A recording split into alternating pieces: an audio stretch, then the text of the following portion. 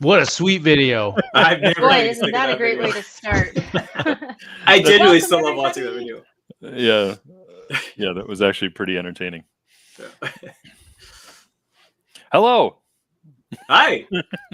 Hey, everybody. Thanks so much for joining us. This is Kira here with the Roxley and Dice Throne team tonight talking about Dice Throne, the Marvel edition of our game. We're so excited. If you Yeehaw. couldn't tell, we still get really pumped seeing our own trailer as we watch it before we get started with you guys tonight. So thanks again, everybody, for joining us.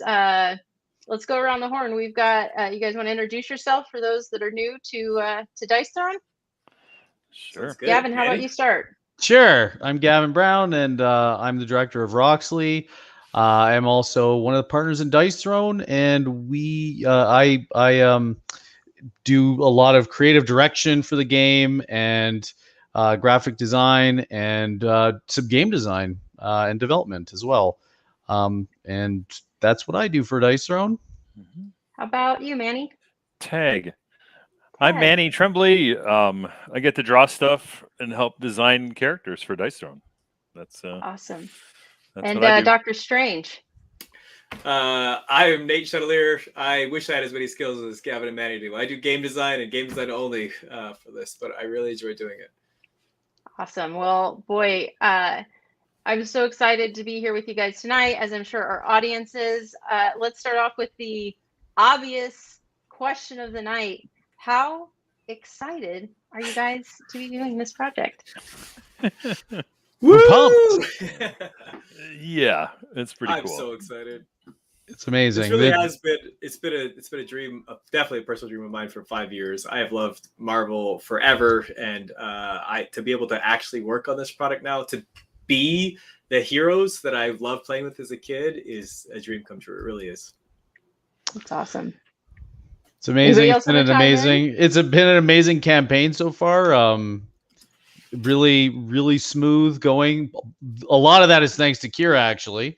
It's true. Who helps us with marketing and helps lead the operation of the campaign. And it's, we're actually more prepared for this campaign than we've ever been for any campaign. So yeah, it's pretty exciting. It's exciting to have Dice Throne grow up into a big person company and have proper support and preparation, because when you're a small company, often you're flying by the seat of your pants, and this time we had to be prepared, right? Had to, dealing with a big IP like this. How about you, Manny? Well, I think it's neat to be actually working in the Marvel universe, because I think some people know this, some people don't, but I was 15 years old when I wanted to be a comic book artist. I read my first Marvel comic at 15, and it was an X-Men book, and there was this sweet double-page spread of Storm dodging lasers in space, and I was all like, I will someday draw Marvel comic books. It's been a few years since then, so now here I am actually drawing Marvel characters, and it's pretty surreal. That is super cool. I mean, speaking of your art, right off the bat, we've got Carol asking, is there an art live stream in our future? So we'll get to a lot of questions like this at the end, but if you guys want to throw your questions up, I'm going to be collecting them. We've got a few to start with tonight for everyone. Boy, there's just so much excitement going on. And also this is a somewhat new program for me, but is there anything about this whole experience and that was different for you than the previous Kickstarters that we've done together? What was day one? What were those first moments like this time around compared to the campaigns in the past? I get insanely stressed when we launch a campaign. So I usually just immediately go for a walk because it is very stressful those first few moments. But this time it just kind of exploded out of the gate. But for me, there's usually, because I do most of the graphics for the campaign page, so there's usually some stuff for me to fix in the morning that we may have missed when we're proofing the page. But I don't know. It was a very smooth first day, and it was really, really exciting to watch that number grow and watch all of our fans just immediately start interacting. So for me, it was amazing. I think funding in 5 minutes was Yeah. mind blowing. I think this is, this is just in my nature, but my first thought before it launches is anyone going to back this? Are we gonna get one backer? Did we do this entire thing? And there's going to be like my mom shows up and backs it, and like Rick May, which is totally unrealistic, but that's totally my brain when I go there. I'm like, oh no. Yeah. Well, if you guys don't mind, I'm going to start in on some of the burning questions from everybody, and then we're going to mix in some questions about not just making the game, but some of the questions we've been seeing people ask on the Kickstarter, and then also just really are going to want to ask you guys about your favorite mechanic that you worked on for this this project. So, are you guys ready for me to jump into those questions? Let's do it. Let's do it. Awesome. All right. I've even got these fancy banners, so I'm going to start with the most fun question. I know you guys will love this one. You ready? Why Marvel? I'll answer this one. I mentioned this earlier, but I genuinely love Marvel. And so when I've been dreaming this for 5 years, as I said, that's a true statement. My wife and I have been to every MCU movie at least once in the theater together on a date night. My kids and I watched all 23 movies in chronological order. They loved it. My son, knowing how much I love Marvel, when we finally found out this was going to become a reality, which took years, by the way, to make this a reality. And when we finally found that out, he just gave me the biggest hug and he said, "I'm so proud of you, Dad." And that meant, it still actually means so much to me just seeing him say that, because he knew how much it meant to me. And it was the idea, is probably part of it was, we want to be passionate about what we make. That's always been in the DNA of Dice Throne. It still is. And being able to become Doctor Strange, to become Miles Morales, all these different characters, it's hard to describe how awesome, how surreal. It still feels surreal to me that we get to do this. Mm-hmm. I totally agree. Like when I, even though, I've helped design these characters, when I play, like in talking about the embodiment of the characters, like when I play Captain Marvel or I play Black Widow or Black Panther or whoever, it really does give you a different perspective on the characters than just seeing them on the screen or in a comic book. It gives you a totally different feeling. Mm-hmm. That's awesome. Let's see here. Are you guys ready for your next question? I'm sure. Yep. I'm going to just kind Do of it. keep going with some of these obvious ones that I know people want to know. So we're just going to get these out of the way. You ready? Mm-hmm. Why is Marvel running a Kickstarter? Okay, I'll take that one. So, Marvel is actually not running a Kickstarter. We are running a Kickstarter. Yeah, so I mean, Roxley and Dice Throne, like it's two different entities, but we are kind of one and the same. There's a lot of overlap in the people that work, for each company. So we're just a small studio with a handful of people who love Marvel. We felt Marvel obviously was an absolutely perfect fit for Dice Throne as a license. People have said for years and years, like, what'd be awesome is Marvel Dice Throne, and we agreed. And as Nate said before, it's been his dream for a really long time. And Manny he wanted to draw for Marvel when he was like 15 years old. Like that was his dream as well. So like, this is something that we've worked really long and hard to get this license. And obviously our friends at the op were absolutely instrumental in making it a reality. And basically Nate says, "Oh, I don't have as much skills as Manny and no." Nate is a absolutely amazing businessman, probably the best businessman I've ever met. So the guy can move mountains, and he really did to make this a reality. It's not like a small thing for such a small studio to be able to work with such a massive and well-respected IP. So it was a long journey, and it's not for the faint of heart, but we pushed on, and it took literally years to get this going. So why are we using Kickstarter? Because because running a small studio is still, very expensive. We have like, people on staff that are creative, and we have our chief operating officer, Aaron Waltman, who's absolutely amazing. We have Phenomenal. support people, and it's not a cash grab, and it's really not Marvel running the Kickstarter. It's us. We're in order for small indie studios like Dice Throne to survive. We need to actually use Kickstarter, to keep presenting our latest games directly to fans and new backers, like we're seeing in this campaign. So crowdfunding is very much a part of our DNA, always has been and always will be. Yep, agreed. Awesome. Well, thanks for answering that, guys. Let's go to the next one. Will there be additional Marvel heroes in the future? All right, I'll handle this one. This is so it was interesting when we started researching all the different heroes. If anybody's aware, there are thousands and thousands of Marvel heroes out there to choose from. So will there be more in the future? We actually don't know the answer to that question. There are certainly many possible heroes we could choose from. And I think that there are many mechanics that we would love to explore within that world. But really, in the end, it's going to come down to how successful is this as a game. Do people want more? Do people want more of this brand? We actually are very attentive and listen quite a bit on Facebook, Discord, all over the place, on Kickstarter.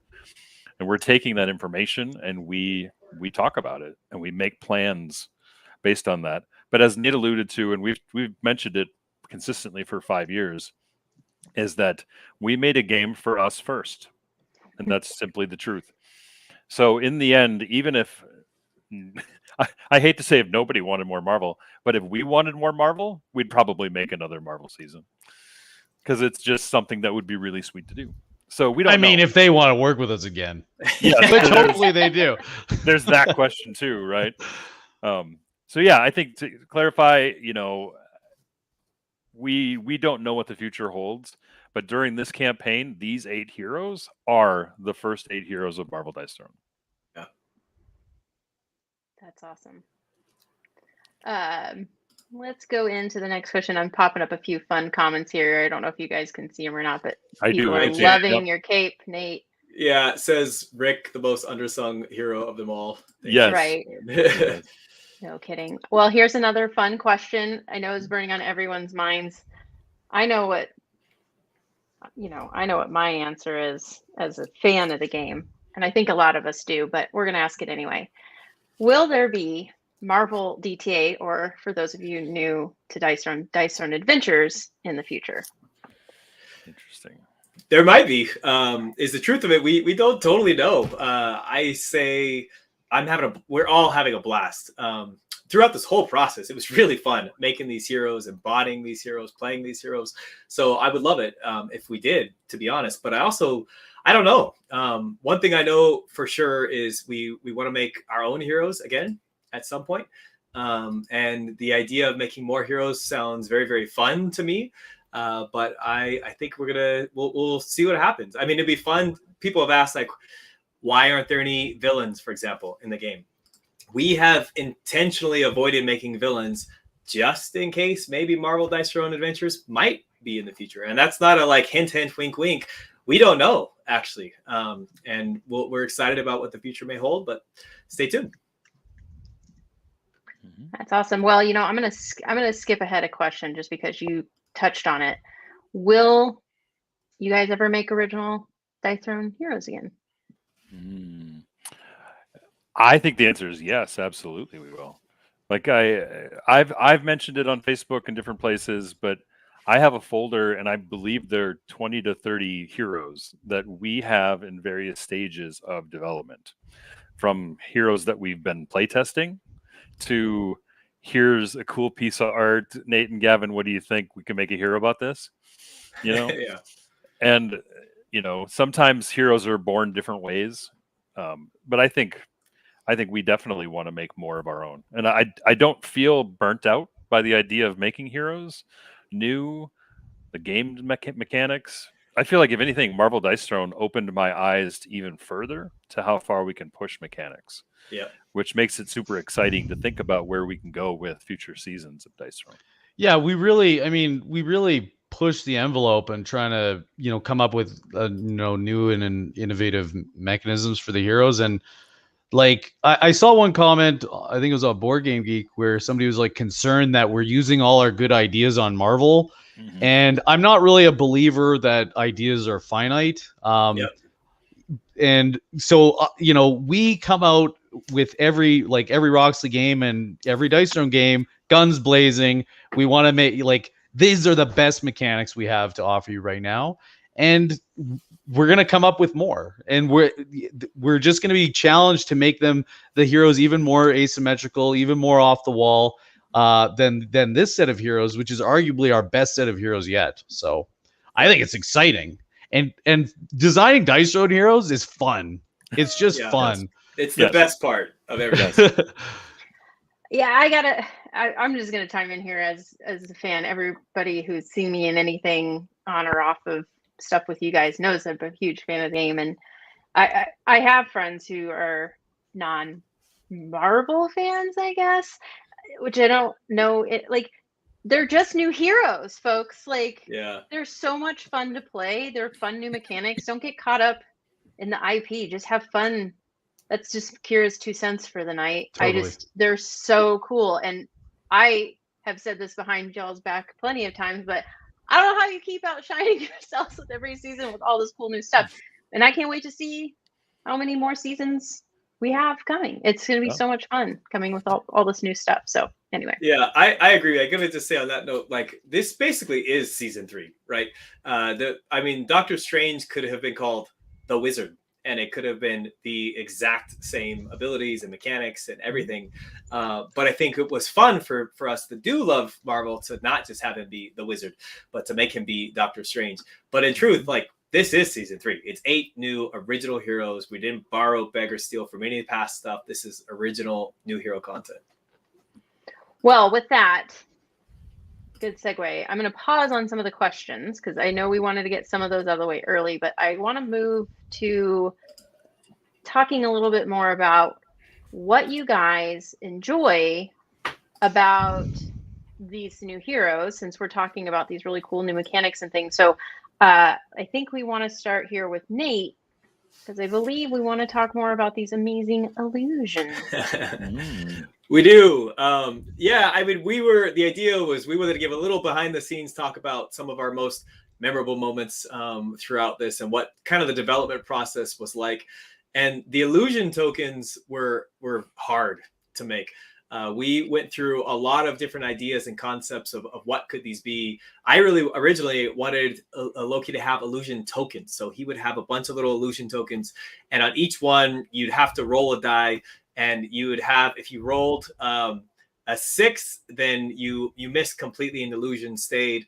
If you rolled a certain number, then basically you miss, but the illusion would die. And if you rolled a 1 or 2, then you found Loki. It was something kind of like that. But in the end, it was too much dice rolling. It was too fidgety going through it all. So we had to can that idea. We had I don't know. I think there was 5 or 6 different iterations for what illusions could be. But this version, for people that haven't seen it yet. Sorry to cut you off, but one of them, I remember one of them was like the Princess Bride goblet. Remember the goblet? We were trying to figure out. Well, because the illusion wasn't working out for us, so me and Manny were trying a different thing, and then Nate came in the end and totally redesigned it all to this system. It wasn't redesigned at all. There's still some of the goblet mechanic in here, which I actually think was really clever of Gavan and Manny to come up with. It was a good solve for this problem that we had, and so to give him these unique cards, but rather than cards going away, it was kind of like the illusion tokens. It's the cards stay; they're always here. But I wanted to make Loki feel a little more like he's lying to you, like he is the liar that he is. And so the idea that you could present these 3 cards, but you could pick one of them to tell your opponent, I think that you should pick this card, for example. And then whether they believe you or not, they could flip it. And maybe I was telling the truth. That was actually the success card. And maybe I was lying to you. But when you shuffle these up each time, you know which card you're telling them, I think you should pick this card. It kind of becomes a Princess Bride type of feel where like, is he lying to me? Last time you lied to me. This time you're probably lying again, but maybe I'm not. And you start doing this like whole brain thing. I love it. It's a really fun mechanic. Totally. It's very different. He's very unique. Yeah. Like the only one that's really has like any sort of social deduction element, like determining if somebody's lying, right? Like that's a completely new genre of mechanism introduced to the game. Okay, so wait, I'm gonna pull. We're gonna do this live, real quick here. I'm gonna pull these off the camera. I'm gonna do it one time for the audience here. And okay, I've got the card I want to pick. So now I'm gonna flip them over. And all right, audience, I'm pulling it back in the scene here. So I say you should pick this card. So everybody in your own head decide which of the 3 cards you would pick. And I'm gonna reveal. Never. Right, I picked mine. Which I one? picked mine. I picked mine. Which one? Call the numbers out. Left. 2. Left. Middle.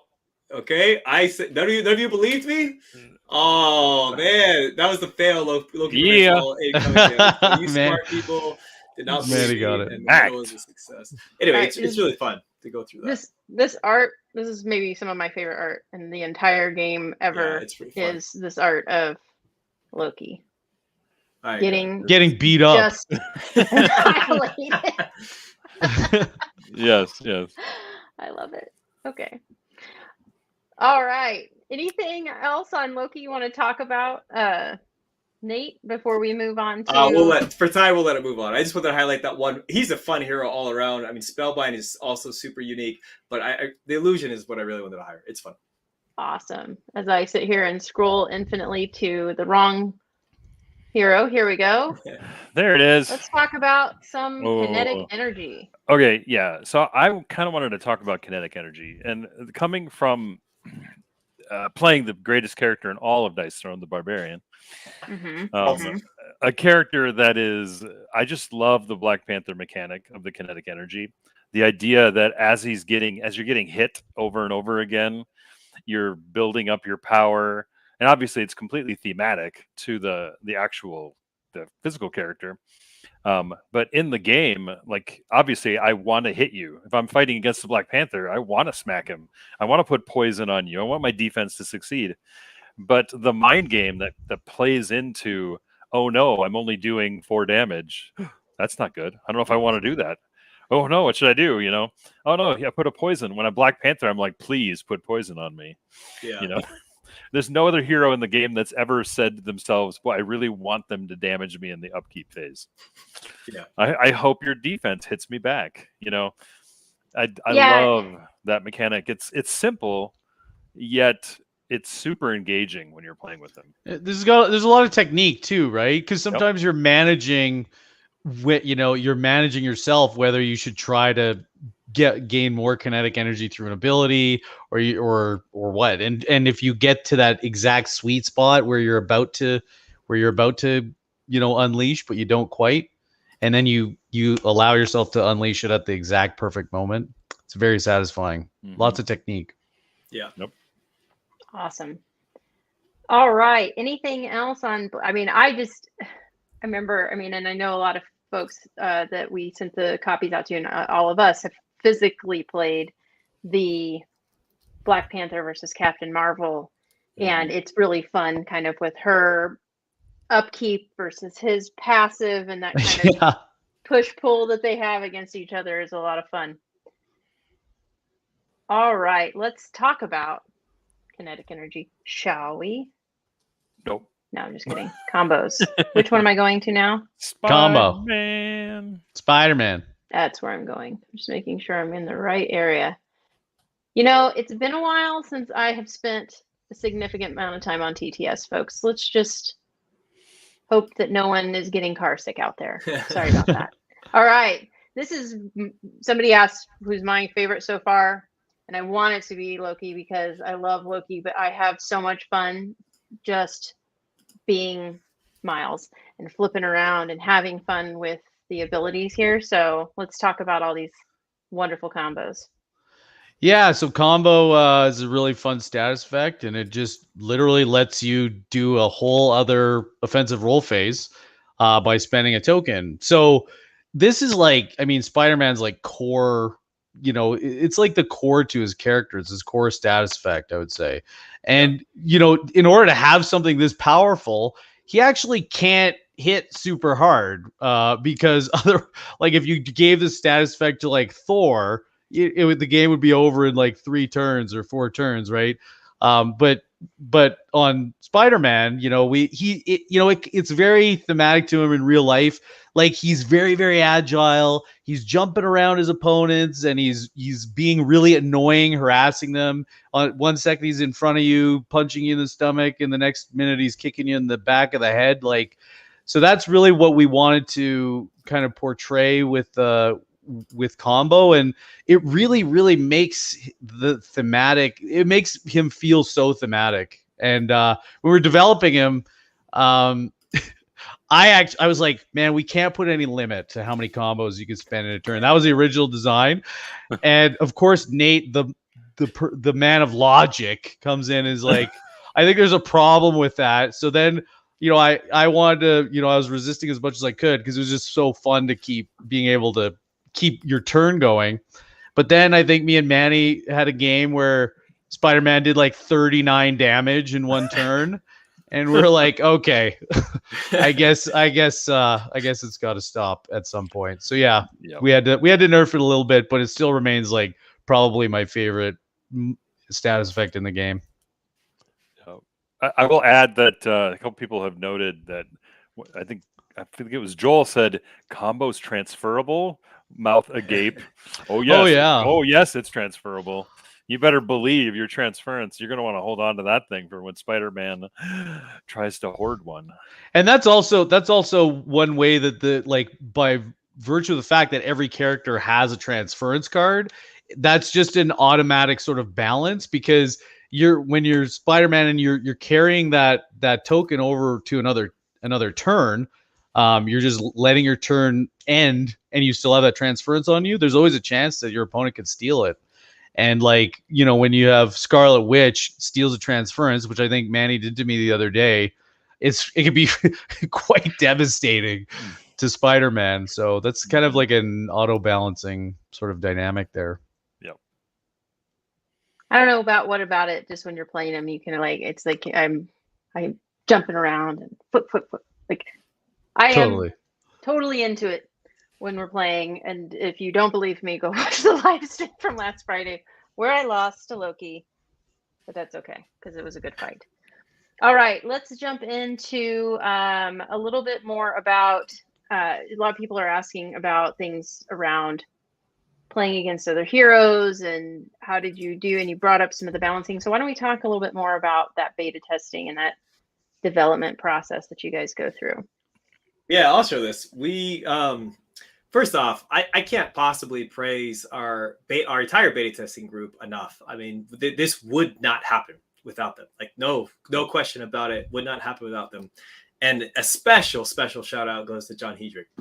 He leads that team and does it very, very, very effectively. The process is actually when we carefully release, like, okay, here's the latest version that we want. Hi, Dito. Yeah, it was great to have you. Thank you. Yeah, thank you. But we would say, okay, it's time to test Black Panther. He's released. And the process to avoid power creep, in truth, is actually to start testing them first against the original Season 1 heroes and a small selection of some Season 2 heroes. We're very careful about which heroes we test on because we feel like they produce reliable-ish results. They represent a few different mechanics. And so we would do that different testing on those heroes. And the goal was to get as many games played as possible and try to dial the hero where they're roughly 50-50 against all heroes. We don't, as much as we can help it, we would like to try to avoid any kind of rock, paper, scissors situation. One hero always beats another hero type things. And sometimes that's really hard. A character is like perfectly balanced against these 8 heroes, but you put them against this one hero and all of a sudden they win every game or they lose every game. And then it's really hard to balance, but not break all the other work that you've done. And the process was all three of us, Nate, Manny, Gavin, making small tweaks to these different heroes, getting ready to play. And then eventually we'd say, okay, beta, here's the heroes. And John would give them, here's the task for the week. And then after that, John and I would meet once a week, every Wednesday, very late at night. We very frequently work till like 2 a.m. And we review all the data and the comments and everything else from our beta crew. And we make subtle tweaks. And we get to a point where we'd say back to beta or sign it off or whatever the case may be. But I wanted to allow enough breathing room to get enough data. I didn't want to do any quick knee-jerk reactions on the different heroes. And so that was sort of the process that we went through. But I'll say a couple of things. One, the heroes were thoroughly tested. That doesn't mean they're perfect. We might have missed things, but I feel very, very pleased and confident to say they were extremely well tested against all other Marvel heroes and all other Dice Throne heroes. And there was definitely some play in Dice Throne Adventures as well. You know, it's compatible with the entire Dice Throne ecosystem. And so it may be impossible to make everything perfect as we make more and more heroes, but a lot of work went into it. And thank you to the beta crew for helping us with that. Yeah, thank you. Yes. Truly amazing. And John, just to shout out to John as like the best Dice Throne player on planet Earth, probably. Anybody who thinks that Dice Throne is random, I think you should try to play John, and he'll hand your butt to you many times in a row. Yeah, it's true. Indeed. I love it. Well, cool. Manny, would you talk to us a little bit about the illustrations and the artwork and stuff that you worked on for this game? I know it was a lot. Yeah, I mean, the making art for a game like this, obviously this is now the fourth iteration of Dice Throne product that we've made art for. And in season 2, I asked for help, and my friend Nick Millara helped. He helped on Artificer and Cursed Pirate and some other heroes. And when we got to Marvel, Nick is an amazing illustrator who loves comic books, and he loves like vintage classic, like Silver Age comics. And we actually hired him to help me, and he basically has touched every hero in the entire game. He helped do pencil layouts. I became an inker, basically, like I was drawing, and it was so cool to work with him. And then on each of the seasons, we've worked with Damian Mamalidi. And Damian is an incredible illustrator who's worked a ton with Roxley over the years on, I think, almost every one of their games, if not all of them. I'm not sure. Yeah, but Brass, I think, was the first one he worked on. Yep. But yeah, almost everyone since then. But there's an interesting balance when you work with a licensor like Marvel, right? There's everybody in this chat, everyone watching this video, all of our fans have a pre-existing idea of what a Marvel character looks like. I had a person say to me, Thor is missing his beard.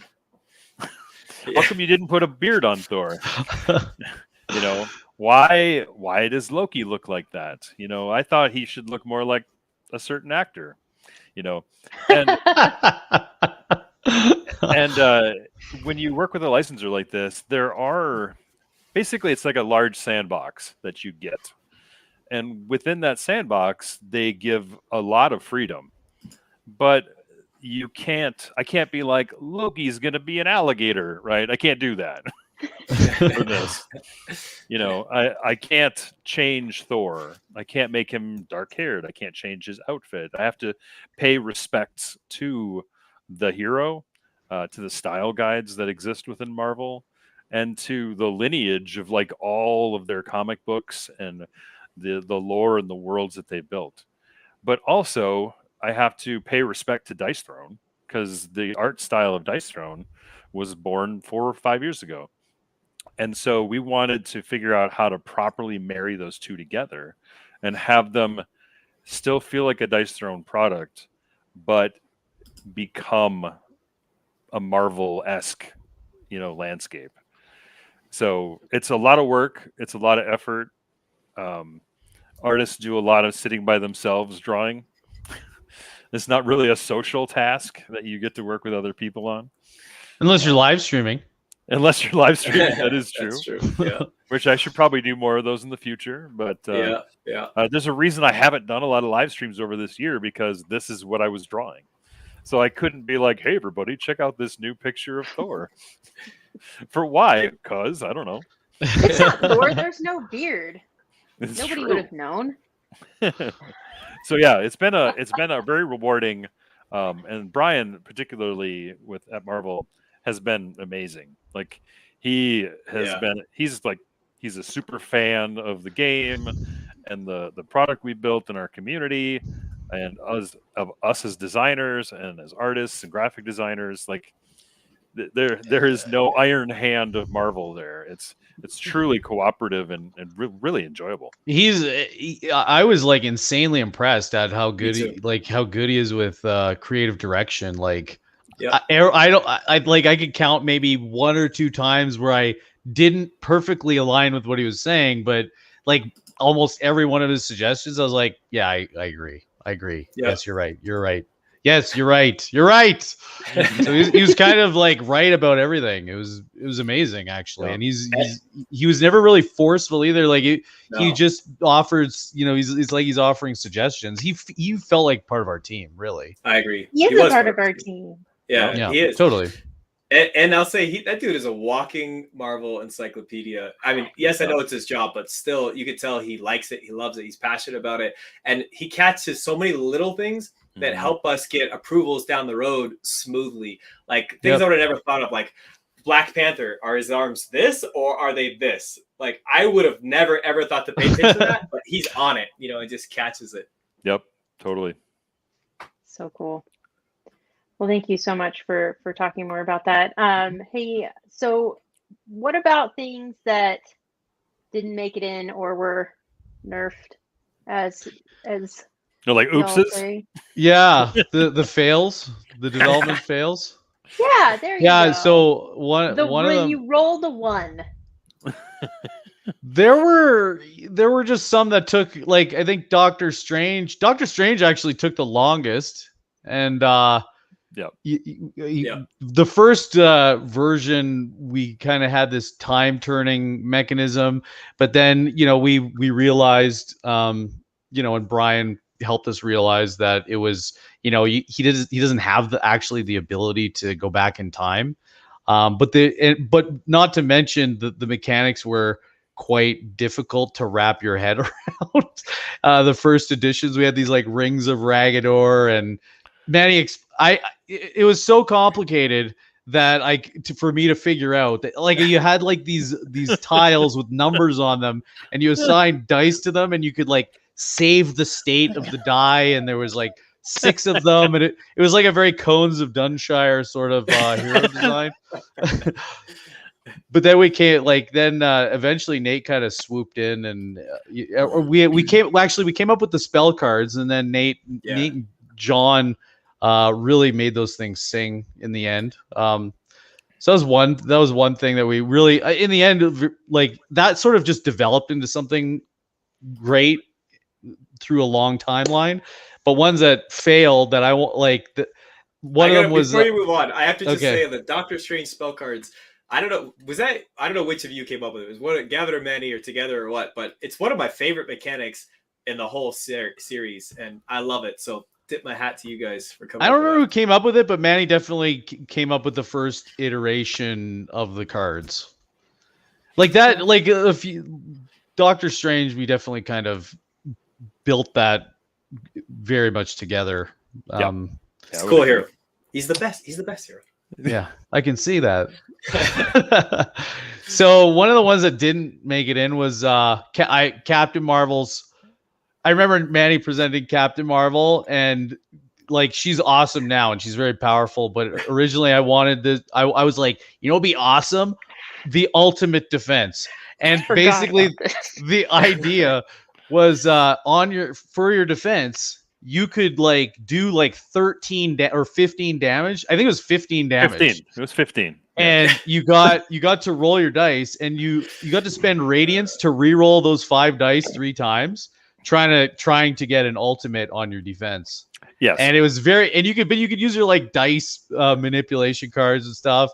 And then again, Nate with his logic comes in and oh, it feels bad for me to attack you and then you kill me. Okay, fine. And we're all sitting over here going, that's so much fun. Everyone's going to hate whoever's playing against them. Something that is like in game design, something that is interesting is not necessarily fun. You know, like especially for your opponent in a 1v1 game. Absolutely. So that was one loved thing. It. Yeah, I love the Ultimate Defense. I remember when we played it, I'm like, this is amazing, and it will never work. This will never live in the game. I love every minute of this, and this will get canned as soon as possible. That's what will happen. I'm sorry, Gavin, but it will not make it. It was very volatile. Let's play it anyways because it's super fun. Yeah. And then I think the other one was which I want to like we're actually going to try to implement in the next season of Original Heroes, which is traps. So with Black Widow, I wanted to like as part of her, spy espionage abilities, I wanted her to be able to set traps, like a Black Widow spider would do. And I actually don't know if in any of the comics she actually sets traps or anything, but we talked to Brian and Marvel about it, and they were like, yeah, I mean, that sounds like something that a spy like that she would do, so yeah, like try it out. But in the end, there was so much other stuff going on with her, like she was able to like look at her cards, and before she was actually able to look at the opponent's cards, and she gets more powerful based on her how many upgrades she's got, and she's got a weird sort of dice like distribution of symbols. And so in the end, it was like getting in the way. And so that's something that we definitely I still want to make the Trapper for season 3, but as a central mechanic, so yeah. And those were that's a couple of things that didn't make it into the game that were fun ideas but didn't quite make it.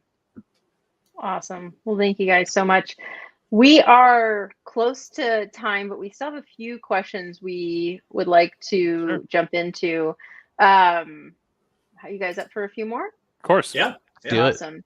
I think one of the biggest questions that we've seen is, will you make that thing I want?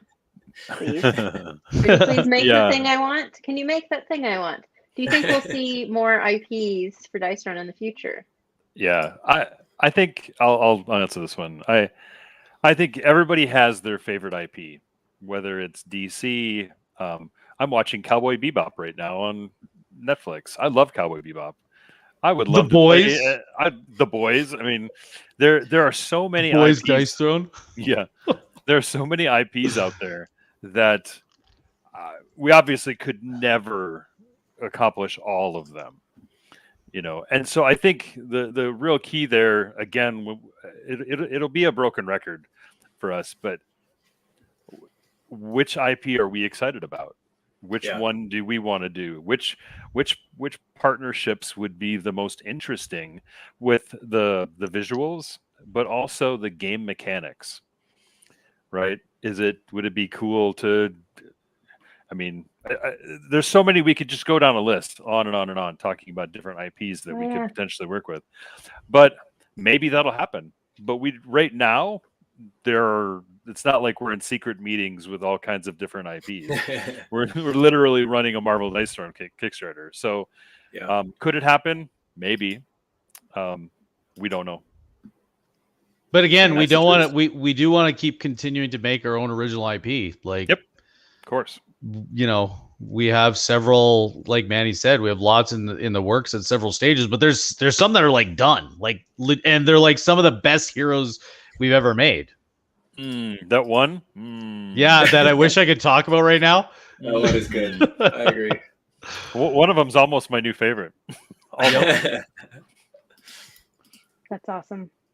Well, great. So let's jump into a couple more questions here. Let's grab a couple from the audience, if that's all right. So number one, this is from Paul. I'd also, well, sorry, not Paul. This is from Joel Face. I'd also love to hear Gavin talk about the visit from 2 road tripping game designers selling him on the game. Yeah, so Bunch of weirdos. me and Nate liked each other's posts on Facebook in like a board game publishers guild or something. Mm-hmm. It's like And this debate among all kinds of people, and we were the outliers, but we were in the same wavelength. And we were right. That's right. and so we started talking. I don't remember how we started talking, but anyways, Nate kind of said, "Hey, would you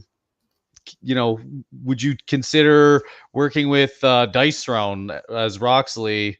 And so I had to look at it, and it looks awesome, and the art's awesome. The mechanics seem really easy to pick up, and whatever. So he, him and Manny drove up to, and I was like, you don't have to drive to. So they drove to Canada to meet me in Calgary. They stayed at a Airbnb because my house was just really tiny and I couldn't put them up. So they stayed in Airbnb, and we played the game, and it was awesome. And in the end, I was kind of like, because Nate is a very good negotiator, and he requires a lot and demands a lot out of people. And I was like, I don't think we can handle that. Like, I don't think we can handle this. Like, we don't want to become the Dice Throne company, and Dice Throne requires these it requires a lot of horsepower. Yeah. And so I said, I said, I don't think we can do it. I just don't think we can do it, because I want to make other games too, and so, but Nate doesn't really take no for an answer. So, basically it almost came down to it didn't work out. But what really triggered me to say yes was I watched a video. They went to PAX. I think it was PAX South. And Nate recorded a bunch of video, and I was watching this video, and there was a guy holding the game, and he said, "This is the best game I've ever played in my life." And it was absolutely, he was totally sincere, and he played it for whatever, an hour, 2 hours or whatever at the booth. And he's like, "This is the best game I've ever played in my life." And when I see somebody as a publisher, when I see somebody react that way to a game, like how often do you go out and say that to people or a camera or whatever? That's like extremely high praise. And then that was really, I said, I got to do it. Nate and Manny are like some of the most passionate creators I've ever met. And I was like, it'll be a huge mistake if I don't do this. So against, my initial gut reaction of being like, no, I said, yeah, let's do it. And then, after the season, or actually during the season 2 Kickstarter, we kind of split Dice Throne off into its own company, because I wanted to keep Manny interested. I wanted to keep Nate engaged, for a long time to come. And, Manny's got a family, and, you can't, anybody, if there's any game designers out there, you can't really, Nate had another job, right? But Manny, he's an artist, and he's got a family, and, so we needed to spin this off into a new company so that, so that everybody could be rewarded, and so that we could, Nate and Manny could both put in the horsepower that we needed to keep this going. And I actually don't even, if we didn't do that, I actually don't think Dice Throne would be continuing to run. I just don't think it. I totally agree with you. Yeah. So yeah, that's the story in a nutshell. I have to read. I just scrolled back in Facebook. The first communication Gavin and I ever had to each other. This was back in 2017, March 9th. Was me I don't even remember what Gavin had said in this group thread, but I sent him a private message and I said, "You are a breath of fresh air, Gavin Brown." First thing I ever said privately to Gavin. There you go. Probably because I was telling like 30 people they were wrong. I think that's exactly what happened. It was a bunch of negative naysayers, and Gavin was like, "No." Anyway, we won't have any of that nonsense here. So speaking of, you brought up PAX South, and obviously it's a near and dear show to our heart. What are we gonna do without PAX South? It's unfortunate. It's kind of like, honestly, it's really where Dice Throne was born. Like in preparation for PAX South. I mean, the first PAX South we went to, that who commented? It was Joey. I think it was Joey. Yeah, Joey. Yeah, like that's where we met him for the first time. Him and his brother. And that show we had a Kickstarter running at the same moment. We were in the indie showcase, and that became almost like ground zero for Dice Throne. And the idea of not going back to PAX South in San Antonio just feels wrong somehow. It makes me want to have Dice Throne Con in San Antonio. Is what it makes me want to do. I mean, and the Tex-Mex. I totally threw that out. That wasn't I just literally thought, I was like, well, that sounds like that would be an awesome place to have Dice Throne Con. That would be. You heard it here first, folks. That is not a commitment, though. No, it's not. It's definitely not. No. How many, Manny, since I've got you, are you thinking we're going to see more level 1 heroes in the future? Boy, that is a great question. I tried twice to push 2 heroes in the Marvel universe to be level 1 characters. And it is so difficult to... And I will say this as a barbarian player. It's really hard to duplicate what the barbarian is without copying it. Yeah. Without copying him. And there is a simplicity of choice and actions in that character that... I mean, I'm going to toot our own horns for a minute and say that I think we created like the best possible iteration of an entry-level hero. I agree. That has engaged me for 5 years. There's literally still no hero I prefer more than the Barbarian. How many games of Barbarian have you played? I have played probably more than 5,000 games of Barbarian in my time. Wow. When I do playtesting, when I do playtesting by myself, I set up the Barbarian and I play the new hero against the Barbarian, and I do about 4 to 7 games an hour. And that's playing 2 players. I play both heroes. I play both players. But the Barbarian is so incredibly dynamic and unique. And I think that it's possible for us to do it, and we should try, because I think it's actually an interesting design challenge. It's like board games out there that are super simple in game component, yet are super complex in how they grab people and create replayability. So who knows really how many we'll ever make again in the future? But I think you'd have to have like a fundamental rule break. Like maybe they have 6 dice, but it's a very easy character to play, but there's some kind of like fundamental difference with the components or something. Yep. I agree. So I think it's possible, but it's hard. It's a hard challenge. How many? This is a Kira question, because I know we all know the Barbarian answer. How many times has Nate played the Shadow Thief? Manny has played definitely more of the Barbarian than I have played as Shadow. I think Manny has maybe played more of the Barbarian than anyone else on the planet has played a single hero. Yes. Well, Gavan, do you play the Artificer exclusively? No. I play them all. You like the Paladin? Yeah, I do. When Manny plays the Barbarian still, it's like the first time he's ever played his favorite game. Yes. It's like new every time for him. He just loves it. He has so much joy. He cheats. His dice roll 6s like no one else's dice can roll 6s when he plays the Barbarian. But he also our motto very seriously, Nate. I take it. I roll 6s, guys. He does. But he also looks at he's got something good already, and then on his 3rd roll, he just rolls for all 6s sometimes. And gets it. He just kind of like he rolls his eyes and he rolls again. True story. And he lands them. But he is actually a very, very skilled Barbarian player. Like that playing against Manny with when he was a Barbarian actually really opened my eyes to how good the Barbarian is. Yeah. Because sometimes he receives trash talk. You know, he's not strong enough or whatever, but man, he destroys with him. But he'll have like second roll 5 hearts, and it'll be like Nope. Roll them again. 4 6s crit bash. I'm like, what? That's not fair, man. Like, what? Yeah. Special weighted die? No. Okay, let's get back a little bit to the Marvel specific topic at hand. So, Nate, I'm going to ask you this question: are future collaborations prevented? So, like, I don't know. I know some people in the comments have been like, Marvel versus Capcom, Marvel versus DC. What are we blocked in any way from doing potential collaborations like that in the future? I'll say we're no individual IP is standalone is inherently blocked. There certainly are a lot of hurdles to clear.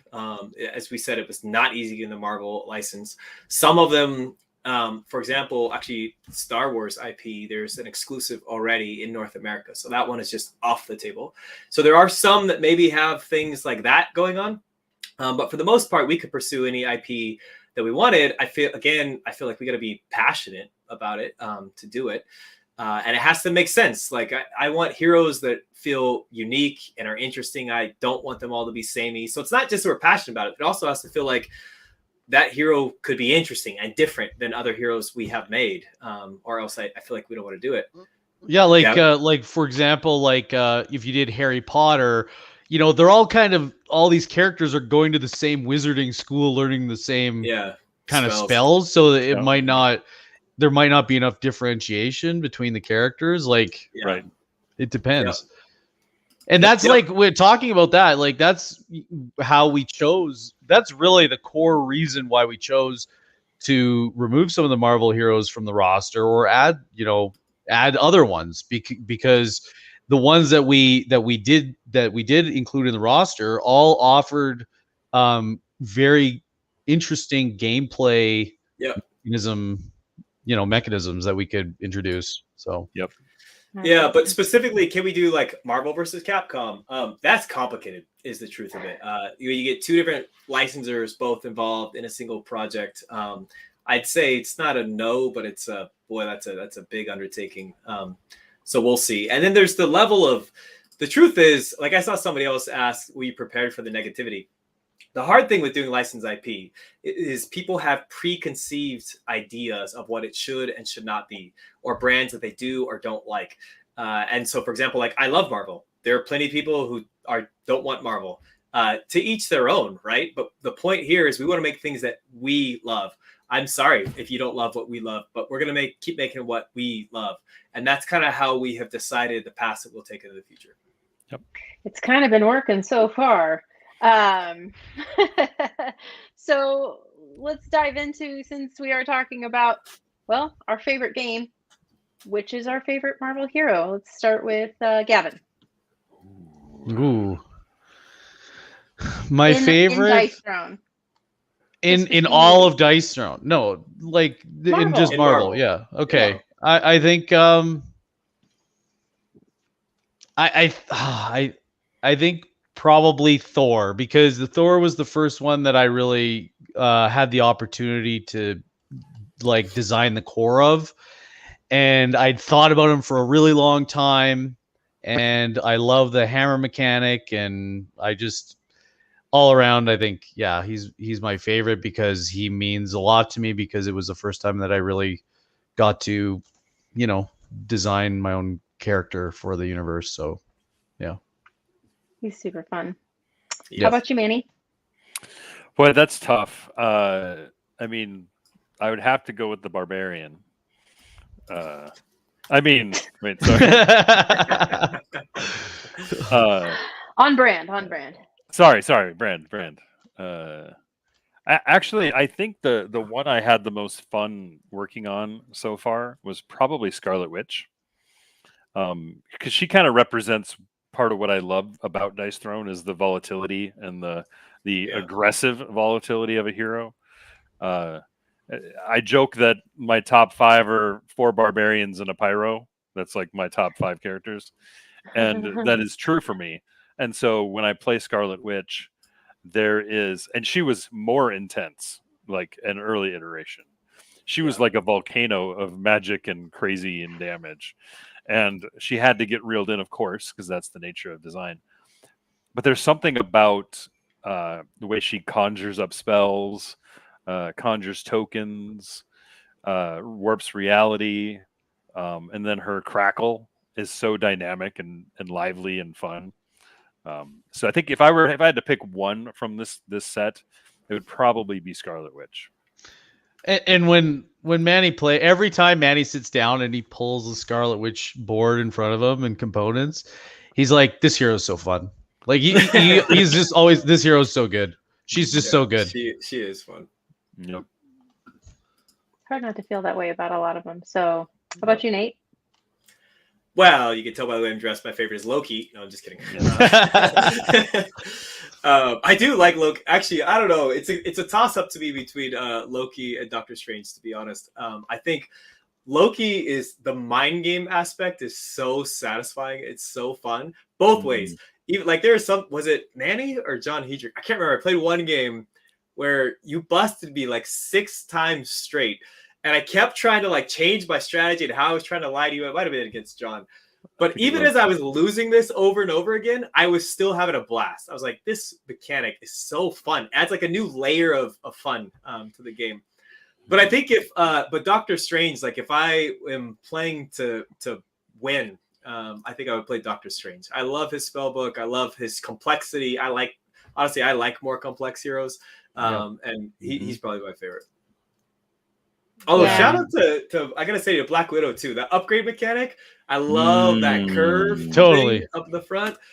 I don't know. There's a lot, and I'm not saying this just because I feel like you should like every hero. I really am pretty pleased with the heroes that we have made in this set. Yeah. There's always one that's going to hit the table more for I think anyone that's in any game, but I think we feel that way about all the heroes. There's not any of them that we wouldn't play. What about you, Kira? Me? Ooh, right now, question. I mean, I haven't played all of them like you guys have, unfortunately. So I have had small tastes. So right now it's still Miles. He's super fun. He is fun. And but I'm excited for the complex heroes because I, like Nate, favor the Shadow Thief in my regular Dice Throne play.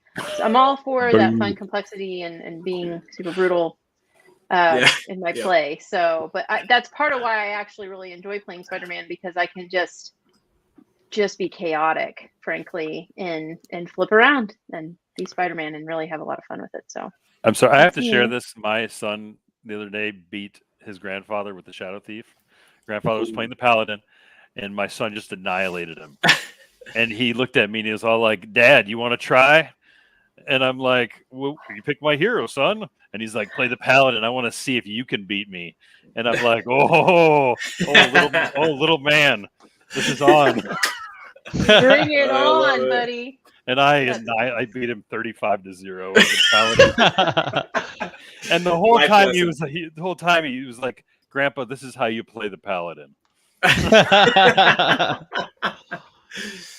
Oh, that's funny. Do we know if Brian has a favorite character yet? Has he come out with which one he likes best? I don't think he's decided.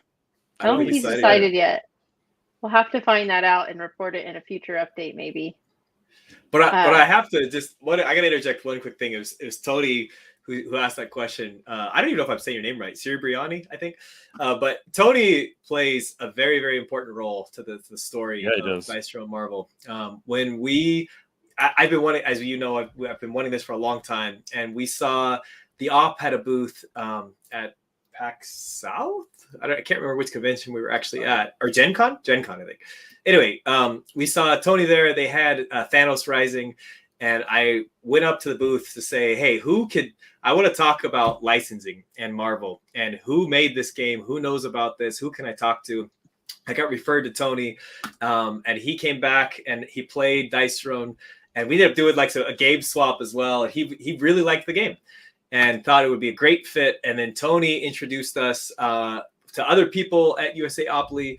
And then obviously this ended up happening. But I will say none of it would have happened without that meeting of Tony in the very beginning. So thank you, Tony, for doing that. Yep. Tony's awesome. Yeah, he is. Good guy. Great guy. I wish he was in our meetings more. That'd be really sweet to chat with him. I agree. Yeah. So, do you have time for one more question? Sure. Okay. Sure.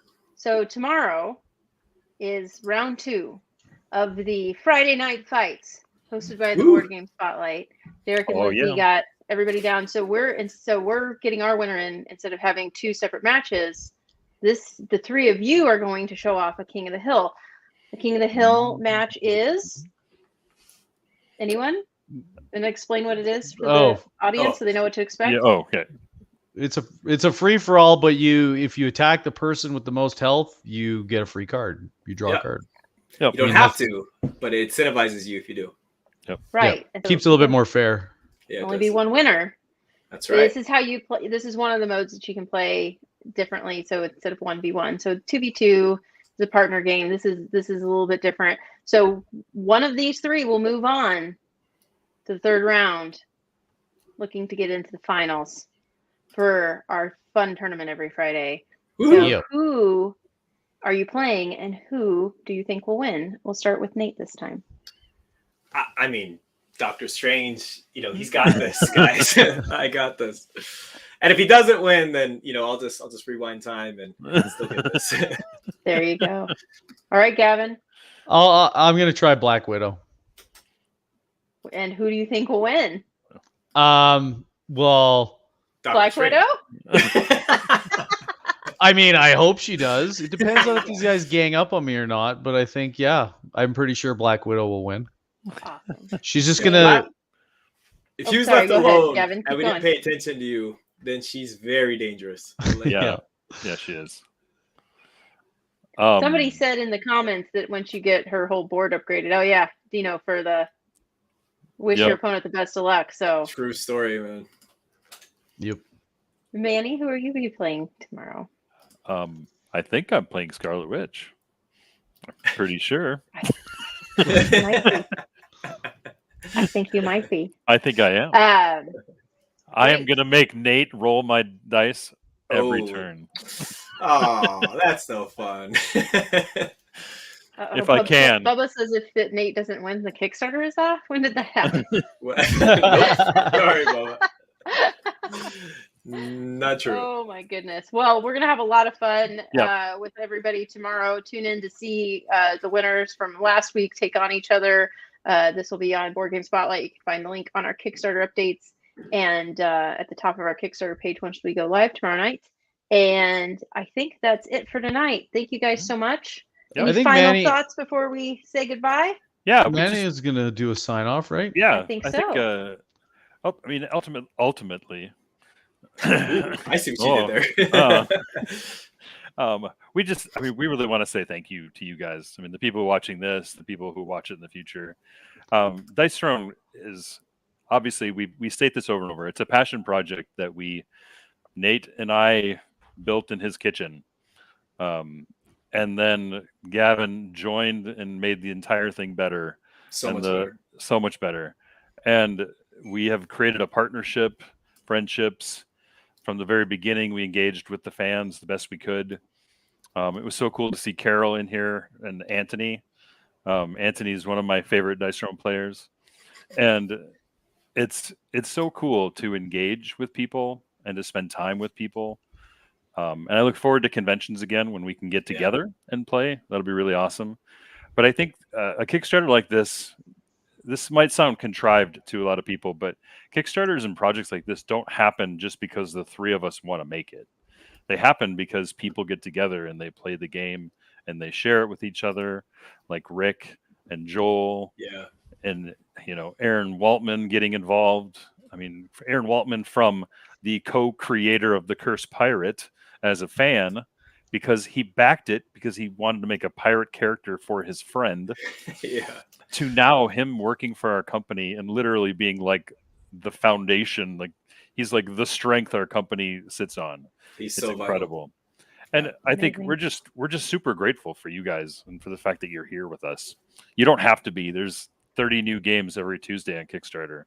And yet people choose to continue to support us, support our game and our community. And we hope to continue to grow that. So thank you guys. Thank you. Thank you guys. All right, everybody. That's it. We'll see you all tomorrow and online on the Kickstarter. Thanks again and have a great evening. Bye. Thanks, Kira. Bye-bye. Bye, everyone. Thanks, Kira.